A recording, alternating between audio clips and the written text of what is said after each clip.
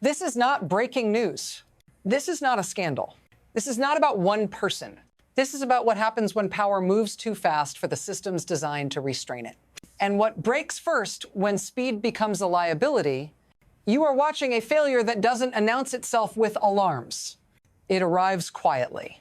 Procedurally, on paper, a system does exactly what it was built to do. And in doing so, it freezes something that was never supposed to stop. Nothing here looks dramatic at first glance. No explosions, no courtroom scenes. Just an absence of motion where momentum is everything. But here's the danger. When a modern political operation loses control of its own movement, time stops being neutral. Every hour becomes a cost. Every delay compounds. This is not about punishment. It's about leverage. If you want to understand how power is actually constrained in this country now, stay with me. Because what looks like a technical footnote is about to become the main story. And once you see it, you won't unsee it. The silence on the runway is only the beginning. What actually controls this system now is not ideology, not charisma, not even authority. It's velocity. Modern power runs on movement. Schedules packed so tightly that minutes matter. Operations built to compress geography, to erase distance, to turn time into an asset. And the more powerful an operation becomes, the more it depends on invisible infrastructure to keep moving. Logistics, compliance, clearances, systems that don't campaign, systems that don't improvise. This is where the misunderstanding begins. We are trained to look for villains, for motives, for intent. But this system doesn't care why you're moving fast. It only checks whether you're allowed to move at all. There is no personality layer here, no exception layer, no narrative override, just a binary question asked repeatedly, without emotion. Does this meet the standard or not? And when the answer flips to no, power doesn't get debated. It gets paused. That pause is not neutral. It redistributes advantage, quietly, relentlessly. And the longer it lasts, the more it exposes how dependent momentum has become on permission. That dependency didn't appear overnight. It was built slowly, and that's where we're going next. The most dangerous changes in any system are the ones that feel normal while they're happening. There was a time when political power moved slowly, deliberately. With friction built in, distance mattered. Delays were expected. The system assumed pauses. That world is gone. What replaced it wasn't announced. There was no vote, no memo. Campaigns became mobile operations, then mobile command centers, then moving supply chains. Speed stopped being an advantage and became a requirement. If you can't compress geography, you fall behind. If you can't stack appearances, you disappear. And quietly, without debate, something else happened. Control shifted away from public systems and into private ones. Privately owned infrastructure, privately managed compliance, privately optimized timelines. It felt efficient. It felt modern. It felt inevitable. But here's the problem with normalization. The faster a system moves, the less redundancy it tolerates. The less margin it leaves, the fewer mistakes it can survive. Nothing breaks immediately, at first. The danger is cumulative, invisible, waiting, because when everything depends on uninterrupted motion, even a small interruption becomes something else entirely. Not a delay, a choke point. And once a choke point appears, it doesn't need to announce itself. It just holds. Then the system does something that feels sudden, even though it isn't. Movement stops. Not symbolically, physically. A high-capacity asset central to the operation is taken out of circulation. No spectacle, no press conference, just a notice. A line of authority exercised exactly as written. To the outside world, it looks like a single disruption, an inconvenience, a headline. Inside the operation, it's something else. Schedules collapse forward. Events slide off the calendar. Teams split. Decisions that used to happen in transit now wait on tarmacs and hotel lobbies. This is where the misunderstanding deepens.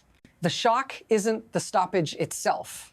The shock is how much depended on that one piece continuing to function without interruption.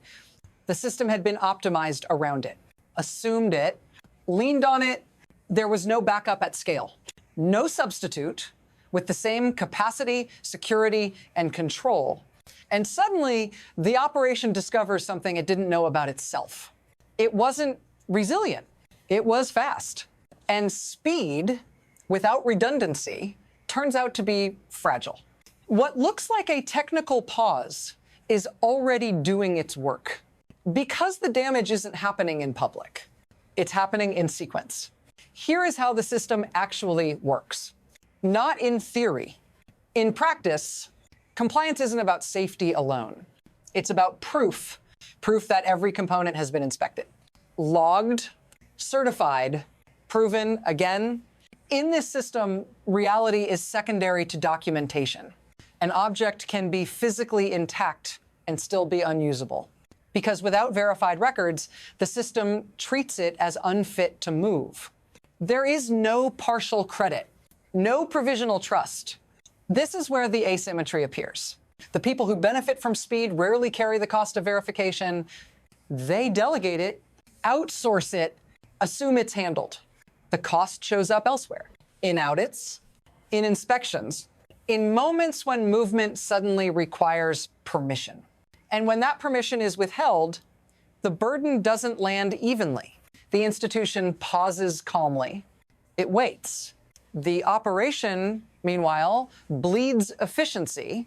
Every workaround costs more.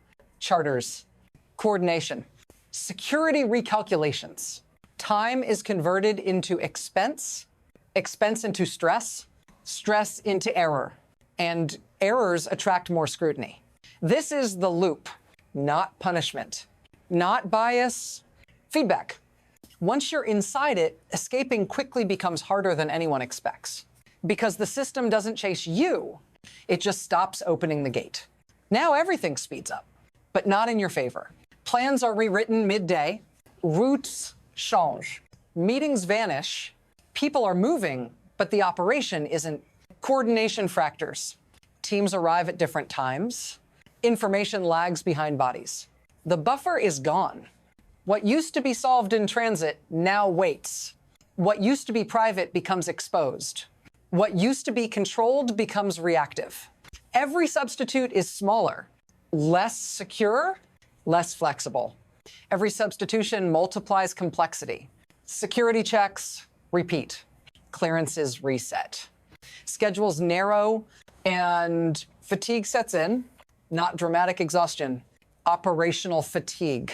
The kind that causes missed calls, wrong assumptions, tiny oversights. The system notices those silently. More verification, more scrutiny, more delay. This is where momentum doesn't just slow, it inverts.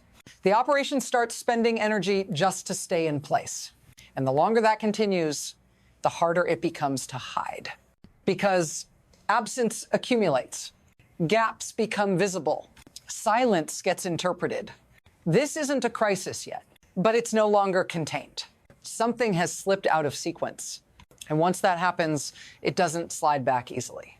Here's where this stops being abstract. Because this system doesn't just strain organizations, it strains people.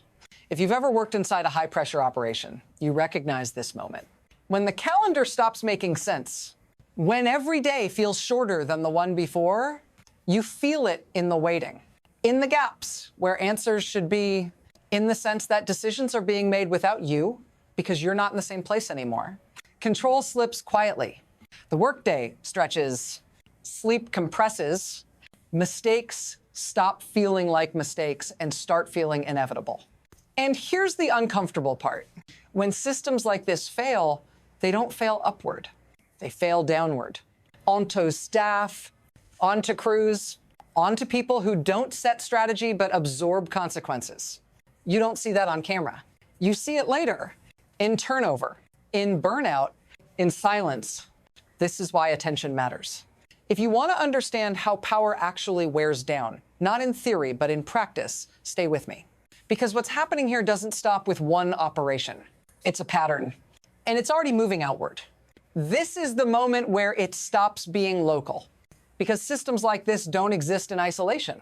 They're watched, measured, interpreted. When a high visibility operation stalls, others take notes. Not for the drama, for the lesson. Institutions abroad don't see personalities. They see process. They see a regulatory system that does not bend for urgency. They see infrastructure that can halt momentum without warning. They see how quickly private optimization runs into public constraint, and that signal travels. Markets react to reliability, not rhetoric. Allies plan around predictability, not intent.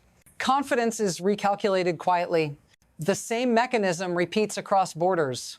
Different rules, same logic. When movement depends on permission, permission becomes power. And once that's understood, behavior changes. More redundancy gets built. More friction gets priced in. More caution enters decisions that used to assume speed. That shift doesn't make headlines, but it alters trajectories, because what's being reassessed isn't one event. It's whether the systems we rely on are as stable as we pretend, and whether they can be trusted to hold under pressure. The answer isn't clear yet, but the question has been asked, and once it is, it doesn't go away. From here, the system doesn't return to normal. In branch, there are 3 paths forward, and none of them are clean. The first is adjustment. The operation slows itself down, builds redundancy, accepts friction as the cost of stability. It moves less, but it breaks less. Power becomes heavier, more deliberate, less dramatic. The second path is erosion. Workarounds multiply. Temporary fixes become permanent habits. Compliance turns into a constant negotiation. Nothing collapses outright, but everything gets thinner. More effort for less reach. More noise for less control. Then there is rupture. That's when pressure keeps building, but the system refuses to adapt. When speed is demanded from structures that can no longer provide it. When another interruption hits before the last one is resolved. Rupture doesn't announce itself as failure. It shows up as missed moments, lost opportunities, fatigue disguised as resilience. By the time it's visible, the advantage is already gone. Which path unfolds isn't decided by intention. It's decided by response, by how quickly systems recognize their own limits, and whether they treat constraint as an enemy or as information. We're not at the end of this yet, but we are past the point where outcomes are reversible without cost. There's a temptation at moments like this to look for resolution, for a fix, for a return to motion. That instinct is part of the problem, because what this moment exposes isn't a temporary stoppage, it's a boundary. A reminder that modern power is not as autonomous as it appears, that it moves only as long as invisible systems agree to let it move, and that those systems do not respond to pressure, they respond to proof. Nothing here is